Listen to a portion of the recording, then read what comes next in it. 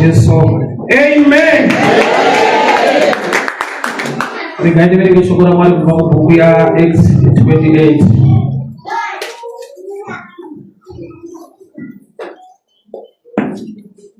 Acts 28.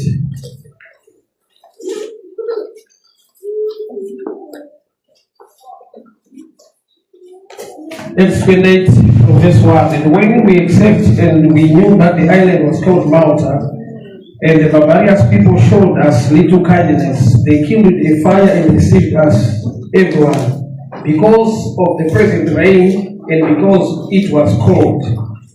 And when Paul had gathered a bundle of sticks and laid them on fire, there came out a viper out of the heat and fastened on his hand.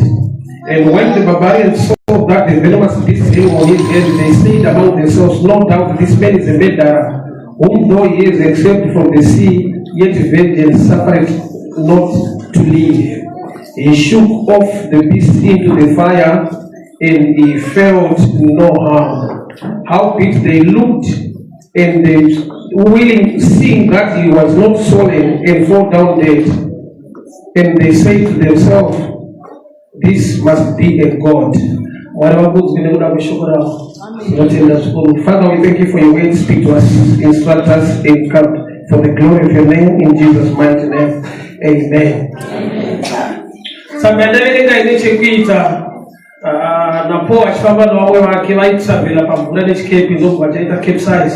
So wakavula kumanager wakaswima wakaenda pademwe island yainzi Malta. So vasvika panzvimbo dzinanzi kwainaya mvura vakaveserwa moto. So vari pakati pekudziya moto, Bible rangu rati because of the heat the viper came out. Nyoka yakabuda nokuti moto wanga wakudziya yanga iri mukati meura ikamonera ruoko rwaPaulo. So vanhu vakatarisira kuti achazvimba, achadonha, achawira pasi. Izvozvo hazvina kuitika, akaramba akamira ndokubva azunzira nyoka mumoto. Ndokubva ndofunga munhu ndimwari bedzi nokuti chiitiko chaitika apa vanobvira vazviona. Tarisiro yavo ndeyekuti munhu akarumwa nyingwa iri poisonous anobva afa. That's the story. Let me preach. Rudo rwavakaitirwa rekuti vasvika panzvimbo vakagamuchirwa nekuti kuri kunaya vakaveserwa moto, rudo rwakanaka. Padaita dambudziko napo ndepekuti murudo irworwo pataurwa nyaya yechinhu chinouraya, a poisonous viper. Out of their love, kindness, yavaitirwa kuti vaveserwa moto kuri kunaya kuri kutonhora, but kune nyoka yakabuda mumoto yavasina kugona kubatsira. Vanhu vakangomira vachitarisira kuti anozvimba kuti anowira pasi obva afa. Vana vanogona kubatsira but pane pavanogumira. Kana watonhorwa vanoisa moto, but kana nyoka ine poison iri paruoko they stand still. Iyoyo haisi nature yavo bedzi nesvondo zvatoita, no capacity yemunhu unoitawo zvaunokwanisa. That's why munhu tarisiro yako ngaive muna Mwari unodarika kuita kwevanhu.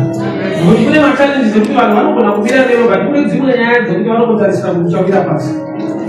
Even vachikuda but havana capacity yekubatsira zvaunotarisira. Rudo vanavo vatomboisa moto, but situation yavanayo yapademwe level zvekuti they cannot help you. Matambudziko anotongodawo zvakare. Pane pekuti vanhu vanomira newe nokuti dambudziko rako idiki, but pane panonosvika pekuti naivo vanotokuudzawo kuti nesu apa hatichakwanisa kurarama uchida, rubatsiro uchiruda, but vanhu havana the capacity yekubatsira pachallenge yavavo. So zvanga vakangomira vachikutarisa, uye vaitotarisira kuti achawira pasi. Vanhu vekuda kunyashadzira upenyu wako, vanhu vakazunza nyoka ikawira mumoto. Ndatitaure pamusoro pechinhu chinonzi maside effects. Maside ndofunga medical term munoinzwa kuti kana munhu achitora medication zvichida ndeye BP kana kuti medication yeshuga anopedzisira ane challenge yeside maziso. Pana munhu wanya idzodzo medication yauri kutora iri kugadzirisa dzimwe nyaya yadambudziko rako, but inopedzisira yane dambudziko futi mukati memuviri wako. Madrugs ese medical ane issue inonzi side effect. So apa vanhu vavesa moto vakabatsira vanhu, Bible varati because of the heat the viper came out. Chiri kudiwa nevanhu vari kutonhorwa ava kudzivirwa heat, but the same heat inopurisa zvinhu zviviri, kudzirwa kwenyu kuregere kutonhorwa but nenyoka yamusingadi iri kuda kudzirwa.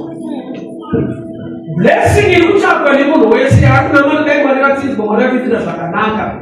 Ine rimwe side rekuti ukasava neability to manage, ukasava nediscipline, ropafadzo pachayo iproblem kana usati wakura wagona kumaneja ropafadzo. Unoziziva here kuti kugara zvakanaka kunovengesa. Nepadira unoita kugara zvakanaka iwaya zvinotoita kuva mwana kumaki. So kuzohendla vanhu vari kukumaka usina chawatadzira kuti zvako zvaita zvakanaka seno story. Munhu anoda kudzidziswa zvaunochemera dai mwari vaniitira vanozvigona, but havazobuda here wedambudziko une chakanaka nokuti uda kudzirwa kukutonhora. But vangade vadhivhosa nokuti vanobata mari yakanaka, vakarovana zvinhu zvakaoma zvichinetsa vachienda pamwe chete vachiwirirana. Murume paakapromoti pakambani kare kauya vakauya futi namainini mukambani kare mu. That's the problem. So pamukati unobaitana nevina mato denga richitoziva kuti zvine nyoka mukati. Muwashe, God bless you. He's my brother, he's a pastor murume.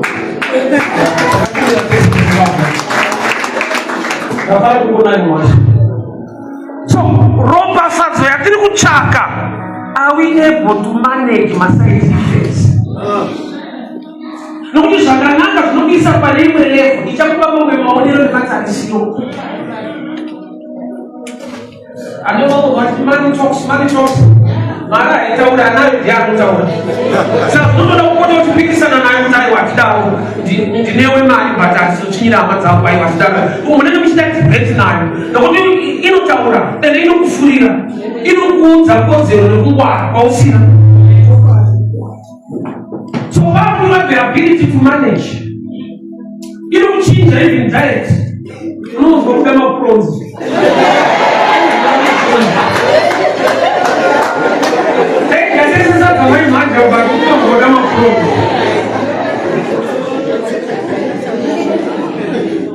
Unaita appetite ya umusina.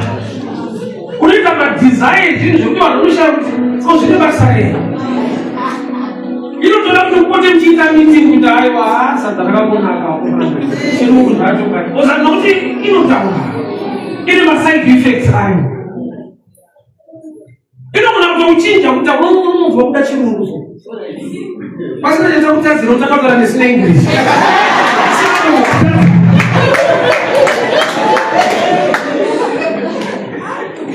Yakuda kupota kuchiita meeting nayo kuti aiwa chivanhu chedu kani hama dzangu chedu nacho. Pazviri necessary, yes. Pazviri necessary totonokiwa kuti dadidaka. Amen. Uchiita madiro dai mwari vavhura financial door dai zvangu zvaita zvakanaka. Moto ukareswa. Icho kwari chinhu chakanaka tidzirwe nokuti kukutonhora. Ko vaipa ikabuda taataibira Pauro here inogona kuhendla a poisonous snake.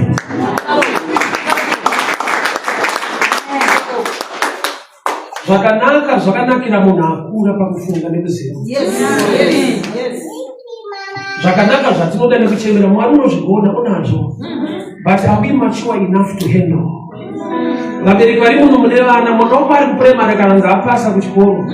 Zvakaoma kuti uitire zvimwe zvinhu even une capacity. Unotarisa zera romunhu apasa wacho. Kuti anogona here kuhandla 20,000 rands yekuenda nayo kuchikoro. Kana kuti unopa 1,000 semwana wangu ari grade 4 apasa. Nokuti unopesera wamupa dambudziko. Murugarimo unopa dambudziko. Hausi kumunga maringe kuwana kwako, unokontrolwa nezera rake. Saka pane paunochema kudai kwandandangara zvinhu zvangu zvaita denga rinokuziva. Vachinonoka kuchecha achichaira kuti unokuenda full house. Unotozikanwa kuti anoroka. Blessing yangu dai ndohombe. Vabona munoti angaibisika muzvishoma. Mwari vanomutrasta nezvizhinji. Zvizhinji hazvichemerwe. Unopresenta character nebehavior pane zviripo zvishoma izvozvo.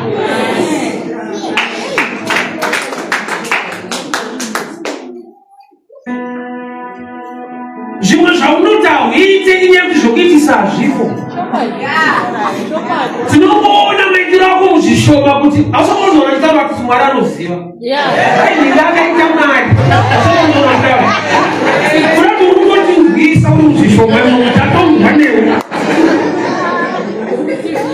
Mwari anoziva dai ndinga akaita Mwari. Vari kuedza kuti vari kuti muzvishoma zviripo tanzwa newe. Right. So vanhu havane mwoyo wakanaka vaisa moto.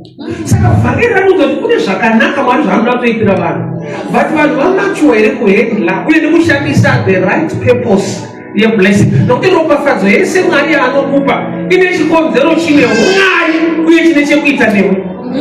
Ziva the will and the mind of God towards every blessing you are looking for. Saka ropafadzo kuti tine chiropafadzo. Kuna kuti ropafadzo yako zichida Mwari ane vanhu vaanorangarira through you. Iwe blessing dzinouya kwauri unofungira kuti ndezvako. Mwari ane vanhu vaakanzwa vachichema but mhinduro yavo ndiwe. Saka zvinhu zvinouya unogona kunyumwa here kuti Mwari uye kwayaita mwana wokoma asinaende kuchikoro pane mari yaka. Imwe ropafadzwe inyaya yevamwe vanhu havespendi nyaya Haga naIshmaeri. Mutumwa akauya kuna Haga yakati Haga regera kuchema tanzwa kuchema kweMwari. Kunati kumwe kupindurwa kwako haisi yekuti ndovanzwika. Mwari varangaira vamwe vanhu vanonzwa kuti mumwe mudiki. Rega ndichitaura newe uone dzive upote uchichera mvura yekupa Ishmaeri. Zvino imvura dzaIshmaeri tinadzo Ishmaeri wata kutofa nenyota.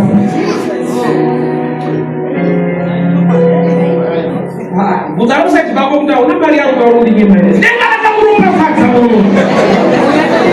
Mvura yaIshmaeri. Ishmaeri haasi kunwa. Haagaita dungu netsime.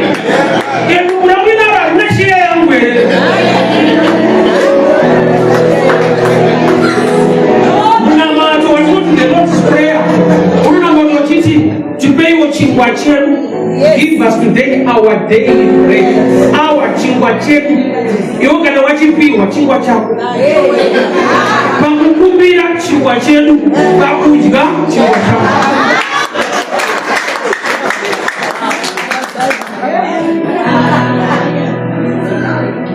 Ropafadzo iri kuuya unogona kunyumwa here kuti mune mvura futi yaIshmaeri.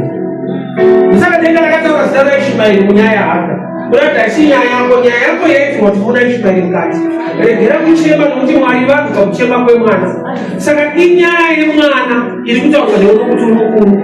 But problem ndeyekuti unogona kubatirira mwana iri nyaya yemwana nokuti zvasvikira kwauri.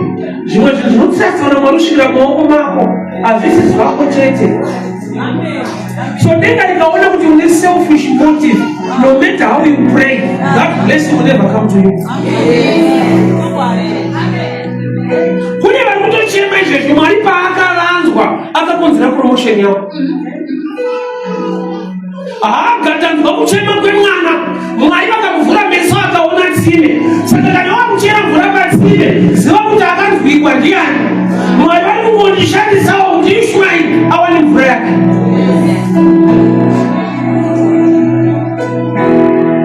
No problem yenyu kushaka pamusoro things are tough here. Things are tough here. Hatirambe kuti things are tough here. But mamwe masuva ari kuvhurika haugone kunyumwa.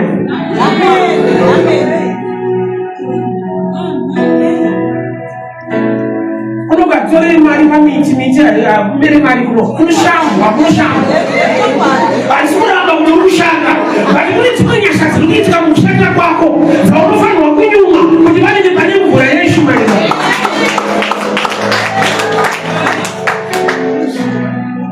Ozadenga ndakatiko rinotaurire pamusoro paIshmaeri nokuti amai vari normal kana tsime ravhurwa chaunotanga kufunga mwana wavo. But zviri normal nezviri obvious hazvisi normal and obvious. Munhu anotoda kuparidzirwa kuti achengetedzere kwake. Munhu akakwana chaiye. Munhu anotoda pakusungwa kunzi haasi kupa mwana mari inonzi maintenance. Maintenance kusungwa kuzichengeta wako. Kwete wegovernment wako iwewe. Unoda training maoko kuti ashonda akupa shuga. I don't understand no more. Asa kuna ile wanaruhusu kwa yetu. Wanukanga ngo kutibazina hapa. Fani percentage ya shule. Papa hizo sio mbona mtasishwa kwa na wangu. Ndio sio church. Mwe Mungu kuna ndio wakabilika unakana akana kina. Gajo ni rakura. Unaona watu kali tuweshe. Sasa sio mchembele nenda gara. Aya jumejua vya safari kwa kupita mane. Ini azifana kwa komo. Watu wanajenga la kutahaka. Mwalimu wangu akachema kwa mwana. Uruto kwa kunzi kana taita tunataita. Hausiweka unyaya jine mwana mkati. Taita mai ndio wa utu kwa mtu mwana. Anamuona chini cha mfano utaka kufunga. Mwana. Basi leo mande marizo. Kulangana kwa waka.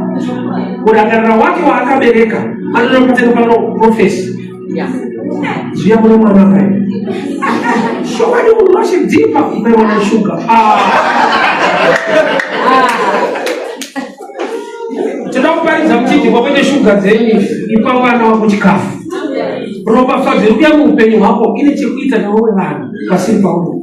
I don't know what's in there for this year. I don't know how. But mwalume chilewe ni watu wake.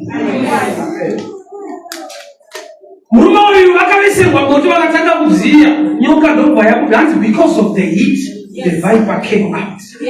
Isi heat ndio yakini kudamu kutokurana. Kuna kizati noda zino kutakura kizati singani. Ushikataa kugona kudina ni zati singani muzino zati noda. Amen. Don't nyoka ife. The ability to handle the blessing. Kwa nditri zakati mwalina kare vano shikona. But panenya ayo mamuda uliwe wa problem. Ule problem ndicho kwalinga kugadziriswa. But ikagadziriswa atikesire letani problem inonzi iwewe. Kana zvafamba atikutsvage rekuchina matamwari akakuropafadza. Wakauya ukatsvaka mwari kuropafadza ropafadza ikauya wakutsvaka kwamwari wacho futi. Tofuni vachimubata tese kwamatinowe. Mwari anokukomborera zvatunobva pana Mwari. Israel yakarangarirwa iri muEgypt. Mwari akawanira favor, vakawana silver and gold. Vasati vatombosvika Canaan vakagadzira Mwari. Chei Mwari akavaburitsa kuIjipita vakagadzira munyowani emergency god. Ari kugadzirwa nei? Goridhe ravakapiwa ndoravakaumbisa chimombe. Izvo zvenyasha izvozvi zvakava nenyasha dzaMwari ndozvakunobvisa pana Mwari wacho. Hauna ability to manage the goals. Unoumba mhuri unamata. Unoshayira Mwari nguva. Nokuti pane zvakanaka zvokuitika pauri. Ndakadiscover dzimwe kukasika kuya kuchechi hakusikubata nguva. Zvezvichira mabhoto munoti ndoda kufuna namata Mwari akungu. Uchazviona kana zvinhu zvavo zvafamba zvakanaka. Inonetsa kubata time. Nekuti panofurwa uri panzava. Unosvika unopedza unoita busy. Unokomborerwa zvokuti unotsvagwa muchechi kwawakakomborerwa kuti chichibata tese. Vanhu vakaumba chinhu chekunamata varopafadzwa naMwari. Akavatendera kuwana goridhe vakati pagoridhe irori togadzira munhu wani. Mose akamuroka ngoma akasvika sevhisi iri pakati. Pachinama kuti kwaasiri ropafadzo yakachinja ikavataipya mwoyo wako. So sometimes handling a blessing it is subject to kudzidziswa vanhu. Kugona kufamba neropafadzo. Pamwe pacho kufunga kuti munhu akanyarara une hafu inyaya kuti zvakasa zvafamba. Kune dambudziko rinodiscover kana rimwe dambudziko rakapera. Jesu akanamatira mufumai wako. Akati muone nzira dzevanhu kunge miti. Atowesi ari ofu haanitsane nevanhu. But kana akuona anoona kunge miti anovatema iguru. Atori dangerous kana akuona kana ari ofu ane peace. Asokuona vanhu ndiko vakanyarara so. Ngazvifambe uwo.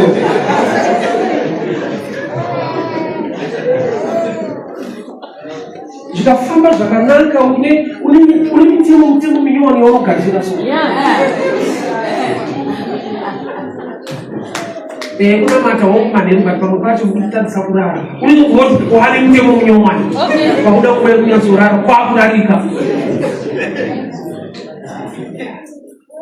handling a blessing ito subject yakakura pamwe mukati pamwe Satani anokudzidzisa zvinhu zvako you are not yet mature to handle the blessing nekuti ine mamwe maside effects mabhaipa anokuda mairi kune vanhu vasiri kuzomhoresa vanhu zvako zvanaka so sati zvanaka Mwari ngaakunatsi uregere kuruza Mwari nekuti kana pakudziya pane nyoka dzinobuda takabatidzirwa moto tikatanga kudziya moto tabatwa zvakanaka kuti mukati mekubatwa zvakanaka kune dzimwe nyaya dzikubuda hai zvevakadzidza handite ukaita mota usina mota ukwabereke wazakunokaonesa mota vanitakuringa vanhu ukotizve zvimatakuri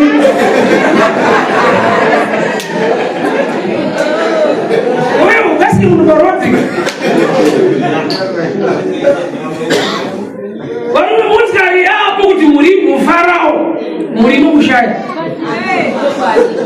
uita bisi nokuti nekuba kwako chaikwa uwanikwa iyo yakutona matadai mwana angatiwanira kasha mudzivo wanikwa mumba medu uchawanikwa mudzivo zvokuti baba vawanikwa unenge uchademba nhamo kuti asi munhamo taionana handling a blessing inyaya yakatokura inotodzirisa nokuti Mwari vane rudo newe saka vane zvavasingatendere kuti uwane izvo zvakanaka ufanira kuzviwana patinodya sadza newe kumba mwana anonzi divine kamwana kangu akatinokamonita stereki ndinokada but I make sure kuti akabate hove akasati kagona kuseparata minzwa nenyama nekunaka kunoita fishi muswera mari kuchipatara mandakira akaita mari ini to pride mungatu nozongo wafunda stereki notava chikuru chausina kwenu kupa status ka unoomesera vamungu nezvawakagona dzingongonyasha zvacho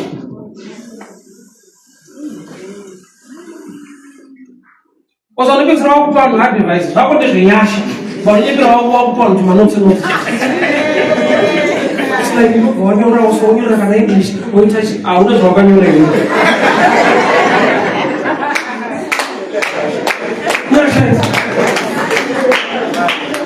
unengori zakeyo zvako watoonekwa uri mumaguduka kuende kumba Jesu otogara mumba odya newe wasara manje 5 ways how to host Jesus uriwo kanzi ungahande wada kudzidzisa kuti ukuru unoda kuti zvazvosvika so madynamics anoitwa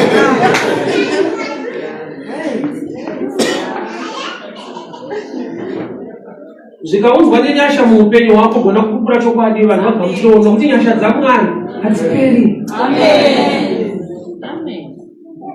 chiri kuya muupenyu hwako uchakakunakira uye chakanakira vamwe vai kana chichigumira pauri une selfish motive vaipa ichabuda yekudada yekuchinyira vamwe hachifambi zvakanaka nokuti Mwari une purpose pamusoro pechinhu zvakanaka zvatinoda zvine nyaya dziri mukati dzatisingadi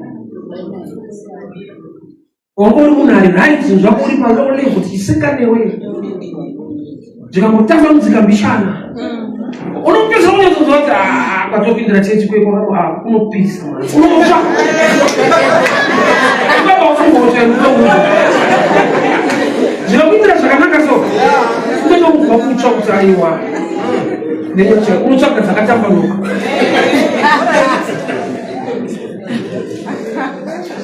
izvo zvinofunza kuti mauri hazvimo zvirimo kutoparidza kudai ndiani tuva kuti vaudze kuti kana wakugona kuhandira blessing handina problem newe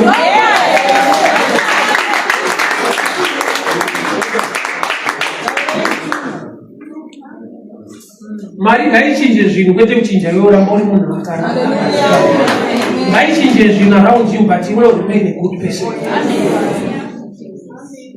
kune nyoka dzinobuda moto Hatuno kudzirwa kuri kutonhora Mwari anokutsira vanhu vanoita kuti udzirwe. But kana wadzirwa manje ukangodzirwa chete unozoona kuti unoona zviriyo. Zvakanaka kana zvakuitika kwauri unoramba uri munhu akanaka here. Kana denga ravhura mumwe mikana hausi kuzotuza here nyangwe nehama dzawaifanira kunge uchibatsira uchimira nadzo. Vari kundinetsa. I've got many issues to cover.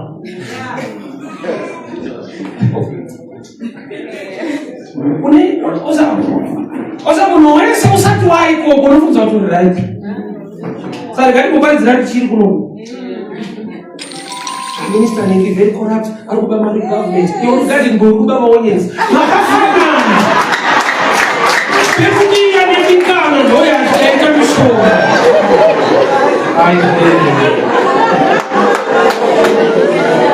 Anditicha ndine dhari rekubasa bata unyore kai. Haushande muofisi bata une dhari reko. Zvawanika.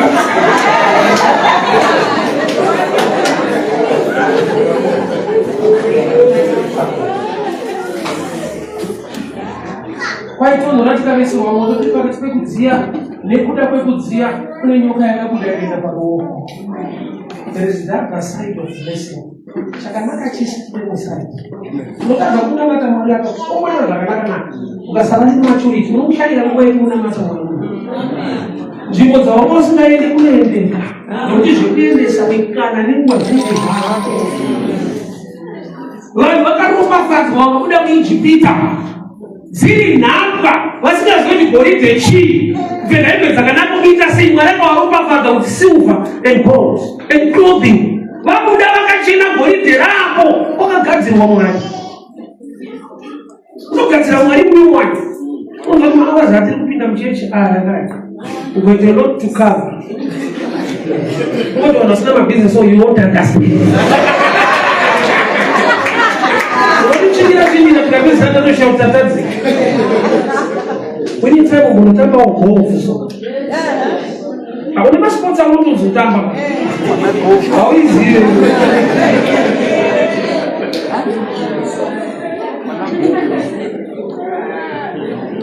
Kune masports anobata ekutoshauta sakuna chini. Inokutorera mawazo ekuti time yatisova vanhu vakoti anozvikuita vana. Anozvikuita. Yet blessing ndoyako kuchinja to become a time. Mwari une purpose. Why are you blessed? To become a blessing. For blessing yes pane purpose ya Mwari. Inzwa kuti pane chikamu chaJehovha nokuti ndiye andiropafadza.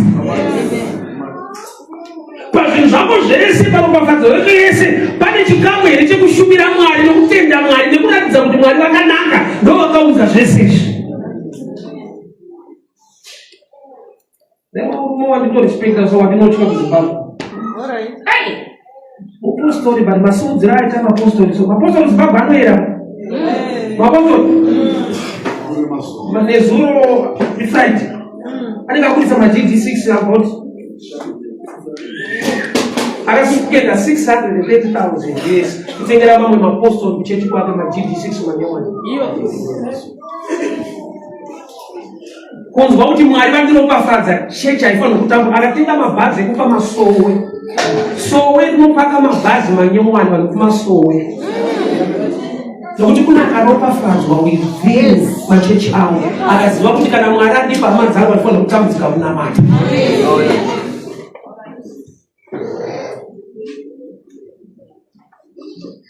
Kana ukataura zvaunofunga izvi ndozvaari kuita. Anoti Mwari anoti kudii nazvo. Unofunga kuti Mwari anoti kudii kana achiona munhu ane mwoyo nokuti vanhu vanamata vakasununguka. Unoti but hasi Mwari.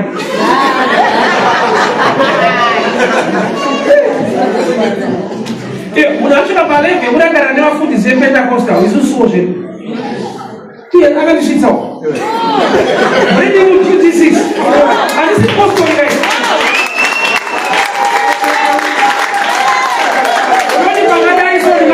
Apostori iwe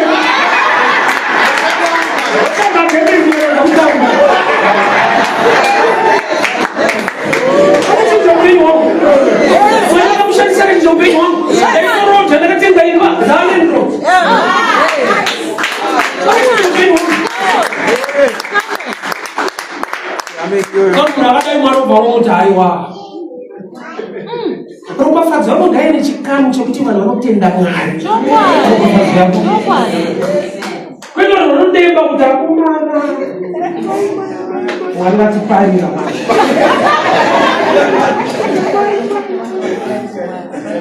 kuzwa mone hama dzako even mukunamata Mwari kuenda beyond denomination. Saka vakaenda kuchechi pachipoera akaudzwa kunzi vafana vari kunonoka kuchechi maashers vanoendea mupangano vanhu vari pa20 rand ngava zvikora mota 20 breaking new cars for maasha ichiitwa nemupostori atapenda vanhu vakuvanhu vanoshumira Mwari. Hallelujah. Munhu akadaro kana mukarwa naye handifunge kuti Mwari angakujoine ngatimuone ari kusimudzira machechi kwete yake bedzi nedzimwe dziri panze kuti musanonoke kuchechi maasha isi yaipure mota ukasiwe nyowani 20 people. Kune vanhu kosa Mwari unoziva mwoyo wemunhu rega akuongorera Mwari. Mwari anoziva mwoyo wevanhu. Funga mbiri inini uri iwewe tiri kuona idendera yemumwana mbiri wisadza mute mwedu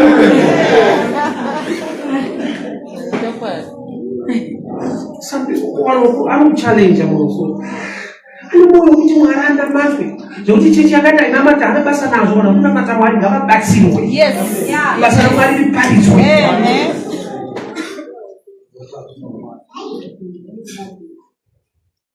Dai Mwari atiwanira nyasha. Tava nechikamu chaMwari muropafadzo iri kuuya muupenyu. Chese chaitwa naMwari chakanaka muupenyu hwako ziva kuti mune mvura yaIshumaeri. Anzwa kuchema kwaIshumaeri akuvhura meso kuona tsime. Sei akudza nyaya yaIshumaeri unowanzokanganwa panowane matsime kuti kune vamwe vanofanirwa kurangarirwa pachinhu ichi. Mwari anditrasta neropafadzo ndirege kuzova problem paregere kubuda eviper but pabude rudo. Dai Mwari vatichengeta Mwari vatiponesa. May the good Lord bless you. May the good Lord favor you. Thank you so much.